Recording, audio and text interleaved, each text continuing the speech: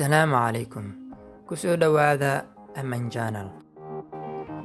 Inta aanan u guda gelin ciwaankeena daawada waxaan kaa codsanaynaa haddii aadan ku soo biirin channelka inaad ku soo biirto, haddii aad fiidiyoga ka heshay inaad like saarto, haddii aad fikrad qabtan inaad noogu soo gudbiso commentiga. Wuhan coronavirus waa uu bilowday waxa uuna u bilowday si ay u bilowdaan fayrasyasha kale ee cusub. bilowgii sanadkii tagay qof aanan la aqoonin magaciisa ayaa waxa uu cunay mid ka mid ah xayawaanada dabjoogta ah, waxa uuna ka soo qaaday novel coronavirus. maalin kadib waxa uu bilaabay inuu dareemo astaamo markii hore u muuqday qof qabay xanuunada qabowga laga qaado sida hargabka oo kale. laga soo bilaabo maalintaasi cudurkaani dad aad u badan ayuu saameeyey ilaa uu qofba qofka kale u sii gudbiyey. bishii December ee sanadkii tagay coronavirus waa uu ku sii fidiyey magaalada Wuhan iyadoo aan cidna aysan ogeyn. balse 8 January 2020 warbaahinta reer galbeedka ayaa soo saartay warbixin qeexisay inuu jiro novel coronavirus. sidoo kale New York Times ayaa iyadoo diidan hadalka ka soo baxay warbaahinta reer galbeedka waxa ay qortay ma jiraan wax caddeyn ah inuu ku sii faafay cudurkani waddanka China, mana jiraan ilaa hadda wax dhimasho ah uu sababay. balse arrinku waa uu isbedelay 21 January markii ay hay'adda caafimaadka adduunka bilowday inay baarto inuu dilaacay cudurkani, waxa ayna heleen 282 keys.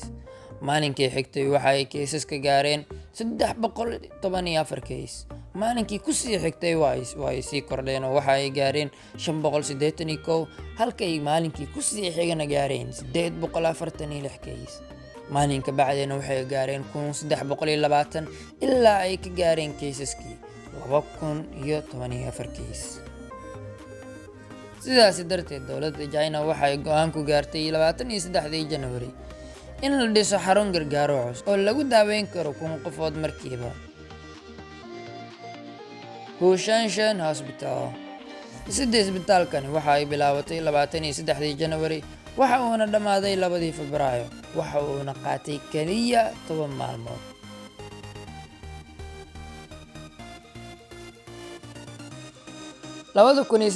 China waxaa ka dilaacay cudur lagu magacaabi jiray SARS, Severe Acute Respiratory Syndrome, kaasi oo u faafay sida coronavirus waxa uuna dilay 9.6 dadka ku nool China. si loo bilaabo dhismaha xilli hore waxaa loo baahday in la diyaariyo meesha isbitaalka laga dhisi lahaa, waxaana la keenay goobta 35 qalabka wax lagu qodaa, 10 cagaf iyo 8 qalabka wax lagu simaa. markii la dhameeyay simidda iyo nadiifinta dhulka waxaa lagu xijiyay dhisidda aasaaska iyagoo isticmaalaya layer system.